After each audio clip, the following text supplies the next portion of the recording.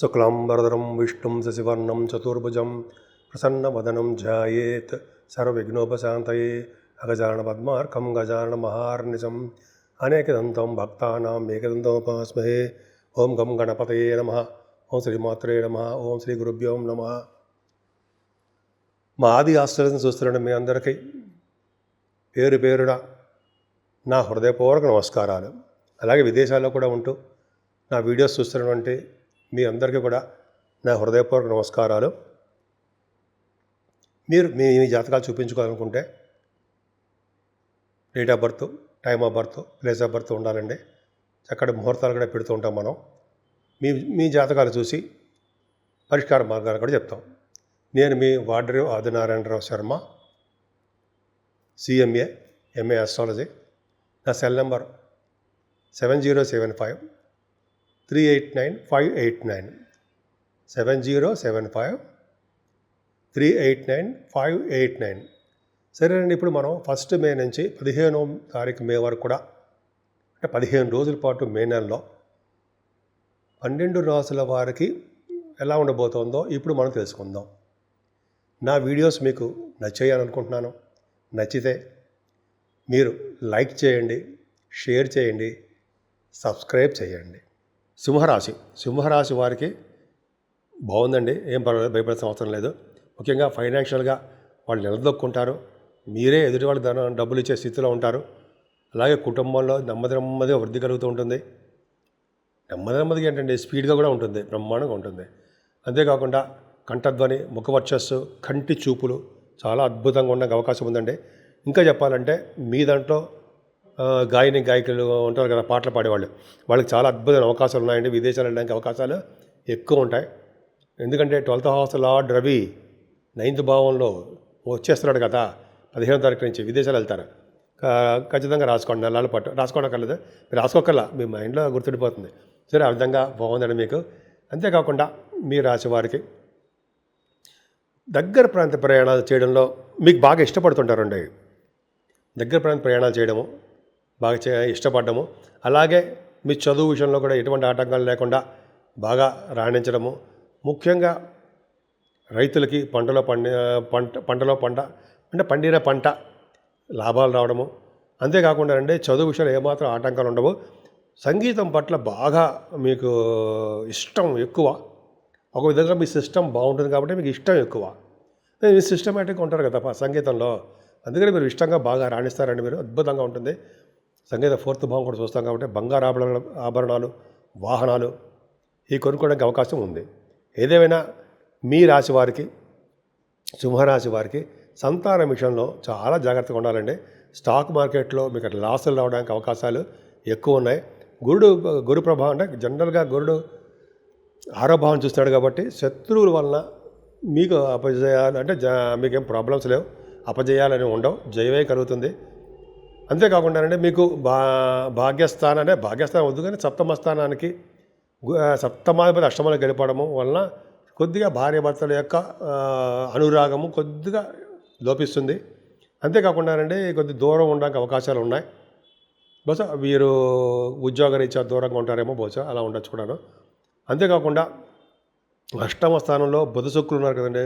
అష్టమ స్థానంలో బుధుడు అంటేనే మీకు విదేశాల నుంచి ఫైనాన్షియల్ రావడం, విదేశాల నుంచి ధన సంపాదన. అలాగే బుధ శుక్రులు కాంబినేషన్ అంటే సినిమా రంగం సంబంధించిన వాళ్ళు ఉంటారు. కానీ ఇక్కడ ఏమవుతుందంటే శని సంబంధించిన శుక్రుడు కూడా 8వ భావంలో ఉన్నాడు. 8వ భావంలో శని శుక్రులు మీ యొక్క ఐడియాలని, ఆలోచనల్ని, ఒక విధమైనటువంటి ప్రవర్తనని మీకు చెడు మార్గాల్లోకి వెళ్ళడానికి అవకాశాలు ఉంటాయి. కొద్దిగా జాగ్రత్తగా ఉండండి. అది కొద్ది రోజులు మాత్రమే కాదు, మీరు చాలా మంచివారు, కానీ చెడు ప్రవర్తన, చెడు స్నేహితుల వలన కొద్దిగా మీ మైండ్ డైవర్ట్ అయిపోతూ ఉంటుంది. ఏదైనా భాగ్యంలో రవి బుధులు ఉన్నారండి. భాగ్యంలో రవి బుధులు ఉన్నారంటే మీ రాష్ట్రపతి బుధుడు రవి ఉన్నాడు కదండి. రవి బుధులు భాగ్యంలో ఉన్నారంటేనండి మీ వ్యాపార అభివృద్ధి దినదిన ప్రవర్ధమానం అయిపోతూ ఉంటుంది. పైగా రవి బుధులు భాగ్యంలో ఉన్నారంటే మీకు నది పుష్కర స్నానం, సరస్వతి పుష్కర స్నానం చేయించడానికి వాళ్ళు మరగాళ్ళే. ఫ్లైట్లు ఎక్కించడం, తిప్పడం, వెళ్ళడం అవన్నీ జరుగుతాయి. పైగా విదేశీ పర్యటన జరుగుతుంది. ముఖ్యంగా ఫైనాన్స్ రంగంలో ఉన్న వాళ్ళకి చాలా బాగుంటుందండి. అంటే ఆడిటర్స్ గాను అంటారు కదా, CA అంటారు కదా వాళ్ళు. తర్వాత రఘుబుధుల వలన, భాగ్యంలో రఘుబుధుల వలన కొంతమందికి రాజకీయ రంగంలో ఉన్న వాళ్ళకి మంచి అవకాశాలు, వాళ్ళకి ఇంపార్టెన్స్ పెరుగుతుంది. మీ వ్యాపారాభివృద్ధి దినదిన ప్రవర్ధమానం అవుతూనే ఉంటుందండి. హైయర్ ఎడ్యుకేషన్ ఇచ్చా మీరు విదేశాలు వెళ్ళడానికి అవకాశాలు ఎక్కువ. ఏదేమైనా మీ రవి కూడా లాభంలో అదే దశమంలోకి వస్తాడు. దశమ రవి దిగ్బలుడు 15వ తారీఖు నుంచి ఉంటాడు. కానీ దశమంలో గురుడు ఉన్నాడు కదా, వేదశాస్త్ర పండితులకి, ఆగమశాస్త్ర కోవిదులకి, అలాగా అంచెలంచె అద్భుతమైన చదువులు చదివే వాళ్ళకి, అలాగే అంటే చదువులు చదివిన వాళ్ళకి వాళ్ళకి గొప్ప గుర్తింపు అనమాట అండి. అలాగే శాస్త్రవేత్తలు ఉన్నారు కదా, వాళ్ళకి ఇంపార్టెన్స్ చాలా చాలా బాగుంటుందండి. ముఖ్యంగా గురుడు ఉన్నాడు కాబట్టి రవి బుధులు కూడా చెప్పడం, ఒక విషయం చెప్పడం మర్చిపోయారు మీకు. రవి బుధులు భాగ్యస్థానంలో మేషరాశిలో ఉండడం వల్ల డాక్టర్స్కి చాలా అద్భుతమైన ఫలితాలు ఉంటాయండి. మీకు వచ్చే డాక్టర్స్ వృత్తిరీత్యా విదేశాలు వెళ్తారు, అదే డాక్టర్ కోర్స్ చేయడం కోసం విదేశాలు వెళ్తారు. అది ఖాయం, షూర్, అవకాశాలు ఎక్కువ. అది షూర్ అంటే బాగా చెప్తాను, కాన్ఫిడెంట్గా చెప్తాను అనుకోండి. ఏదేమైనా గురు ప్రభావం కూడా మీరు చేస్తున్న ఉద్యోగ భద్రత చాలా బాగుంటుంది. ఫైనాన్స్ రంగంలో కానీ, బ్యాంకింగ్ రంగంలో కానీ, అలాగే ఎడ్యుకేషన్ సంస్థలు, ఇలాగే మీకు చెప్పుకుంటే వేదాలు ఇవన్నీ చదివి బాగా మీకు వాటిల్లో ఉద్యోగాలు భద్రత, ఉద్యోగ అవకాశాలు, ఉద్యోగాల్లో ప్రమోషన్స్, ఉన్నతంగా రాణించడం అన్నీ జరగబోతున్నాయి. అయితే 12వ భావంలో కుజుడు ఉండడము, ఆయన 9th హౌస్లో అవ్వడం వల్ల బహుశా మీరు విదేశీ పర్యటన చేస్తారు. 9th హౌస్లో రవి బుధుడు ఉండడం, 9th హౌస్లో లార్డ్ 12వ భావంలో ఉండడం, ఇంకా విదేశాలు వెళ్ళకుండా ఎలా ఉంటారండి? విదేశాలు కానీ, ఫ్లైట్లు ఎక్కడం కానీ, అయితే నదీ పుష్కర స్నానాలు కానీ ఖచ్చితంగా చేస్తారు. కుజుడు కర్కాటక రాశిలో జలతత్వ రాశిలో ఉన్నా కూడా 9th హౌస్లో లార్డ్ అవ్వడం వల్ల కూడా మీరు పుష్కర స్నానం ఖచ్చితంగా చేయడానికి అవకాశాలు ఎక్కువ. సో రాహుకేతుల మధ్యలో ప్లానెట్స్ ఉండిపోయండి. శుభఫలితాలు అంత అర్జెంటుగా రావు మనకి. కుజుడు కూడా నిత్యస్థితిలో ఉండడం వల్ల ఈ సాఫ్ట్వేర్ రంగ ఉద్యోగస్తులు కానీ, రియల్ ఎస్టేట్ రంగంలో ఉన్న వాళ్ళకి కొద్దిగా ఇబ్బంది పడతారు. కాబట్టి మనం పూజలు చేయించుకుందాం. రాహుకేతులకు కానీ, కుజులకు కానీ చేయించుకోవడం వల్ల మంచి శుభఫలితాలు ఉంటాయి. ముఖ్యంగా మీరు సరస్వతి నదీ పుష్కరాలకు వెళ్ళినప్పుడు 15వ తారీఖు చూస్తున్నాయి కదా, వెళ్ళినప్పుడు కొద్దిగా ఒడ్డున మట్టిని నీళ్ళలో వేసి తర్వాత ముందుగానే సంకల్పపూర్వక స్నానం చేయాలండి. ఓ బ్రాహ్మణుడి ద్వారా సంకల్పం చెప్పించుకోండి. సంకల్పం పూజ చెప్పించుకున్న తర్వాత దక్షిణ కూడా ఇవ్వాలి ఆయనకి. ఎంతో కొంత మీకు తోచింది, అంత తోచింది అయితే కొంచెం కాదండి, మీ మనసు పోతే ఎక్కువే ఇవ్వాలి. మీకు అంతే మంచి మీ వంశవృద్ధి కోసం చెప్తాడు ఆయన. సో ఈ విధంగా మీకు చాలా బాగుంది. అలా స్నానాలు చేయండి, అద్భుతమైన ఫలితాలు మీరు పొందండి. 12 రాశుల వారికి చెప్పుకోదగ్గ రెమిడీసు, మనం ఆచరించవలసిన పద్ధతులు, ఏం చేస్తే మనకి రాహు వలన, కేతు గ్రహాలు అనమాట, కుజగ్రహం వలన వచ్చే దోషాలు హరిస్తాయి అనేది ఇప్పుడు మనం తెలుసుకుందామండి.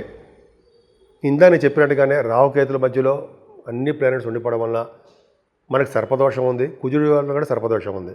ప్రతిసారి చెప్తున్నట్టుగానే రాహుకేతులకి మనకి దగ్గర ఉన్న ఊళ్ళలోనే చేయించుకోవడము, లేదా మీరు అక్కడ ఊళ్ళలో తిరుపతి ఆ ఏరియాలో ఉంటే ఒకసారి కాళహస్తి వెళ్ళి అక్కడ దర్శనం చేసుకోవడము, పూజ చేయించుకోవడం వలన సర్పదోషం పోతుంది. ఎందుకంటే పైగా మళ్ళీ 19వ తారీఖు కూడా మారుతారు వాళ్ళిద్దరూ, మే 19.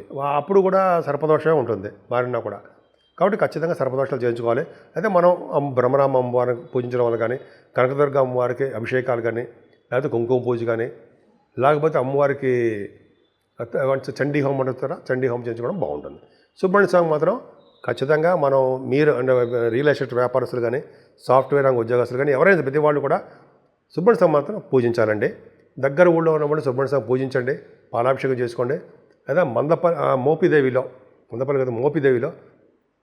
సుబ్రహ్మణ్య స్వామి ప్రతిష్ఠ చేయించుకోండి, మరీ మంచిది. అవకాశం ఉంటే చేయించుకోండి. ఎందుకంటే ఇప్పుడు అంతా ఎండాకాలం కాబట్టి కొద్దిగా కష్టము.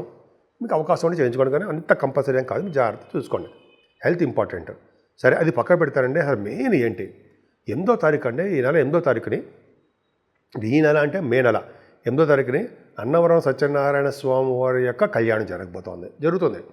సో ఆ రోజున కానీ మీరు స్వామివారికి సత్యనారాయణ వ్రతం చేయించుకోవడం కానీ, అంటే కళ్యాణం చేయించుకోవడం వల్ల కానీ, అయితే ఒకసారి వీలుంటే అక్కడికి వెళ్ళి దర్శనం చేసుకోవడం కానీ, అన్నవరం చేసుకోవడం వలన అద్భుతమైన ఫలితాలు ఉంటాయండి. అంతేకాకుండా ఈ నెలలో కూడా 10వ తారీఖుని శని త్రయోదశి వస్తుంది. శనీశ్వరుడిని అన్ని రాసుల వాళ్ళకి శనీశ్వరుడు కాలసర్ప దోషంలో రాహుతో ఉండిపోయాడు. కాబట్టి శనీశ్వరుడికి తైలాభిషేకం చేయించుకోవడము, అలాగే స్వామివారి దగ్గర దీపారాధన చేయడము, ఆయన్ని సకల పద్ధతుల్లో బాగా పూజించాలి ఉన్నాయి. డెడికేటెడ్గా శనీశ్వరుడిని పూజించడం వలన, తర్వాత పక్కనే ఆంజనేయ స్వామి ఉంటారు, ఆంజనేయ స్వామి వారు, ఆయనకి అప్పాలు కానీ, లేకపోతే గారెల దండ కానీ, సింధూరం రాయించడం వల్ల కానీ, ఆయన దగ్గర దీపారాధన చేయడం వల్ల కానీ, ఆయనకి వస్త్రం సమర్పించడం వల్ల కానీ చాలా అద్భుతమైన ఫలితాలు ఉంటాయి. స్వామివారి చుట్టూ, ఆంజనేయ స్వామివారి చుట్టూ 11 ప్రదక్షిణాలు చేస్తే మరీ మంచిది. కొంతమంది 41 ప్రదక్షిణాలు కూడా చేస్తారు, అది మరీ మంచిదండి. అంతేకాకుండా 15వ తారీఖు నుంచి కూడా, ఈ నెల 15వ తారీఖు నుంచి కూడా మనకి సరస్వతి నది పుష్కరాలు వస్తున్నాయండి. అమ్మవారు జ్ఞాన సరస్వతి అమ్మవారు. సరస్వతి అంటే సామాన్యం కాదు. ప్రతి వాళ్ళు, స్టూడెంట్సే కాదండి, ప్రతి వాళ్ళు కూడా ఆ అమ్మవారికి ఆశీస్సులతో మాత్రం నదీ పుష్కర స్నానం చేస్తే మాత్రం జ్ఞానాన్ని సిద్ధించడమే కాకుండా పూర్వజన్మ ఉత్తరోత్తర మనకి మరణానంతరం బహుశా మనకి ఆ లోకం సిద్ధించచ్చేమో, బ్రహ్మలోకం. అమ్మవారు కూడా ఉంటారు అక్కడికి. సరదాగా అంటాను అనుకోండి, మన అంటే బ్రహ్మలోకం ఉండాలని అక్కడికి వెళ్ళాలని మనకు మనస్ఫూర్తిగా కోరుకుంటున్నా. కాకపోతే ఇప్పుడు కాదు. కాకపోతే అమ్మవారిని పూజించడం వల్ల, సరస్వతి అమ్మవారిని పూజించడం వల్ల సకాల శుభాలు కలుగుతాయండి. కాబట్టి ఈ నెల మొత్తం కూడా, ఈ 15 రోజులు కూడా మీరు ఈ దగ్గరున్న దేవుడికి, ఏ దేవుడికైనా సరే పూజ చేసుకోవడం వల్ల సకల శుభాలు కలగడమే కాకుండా భార్యాభర్తల విషయంలో అన్యోన్య దాంపత్య జీవితం ఉండి తీరుతుంది.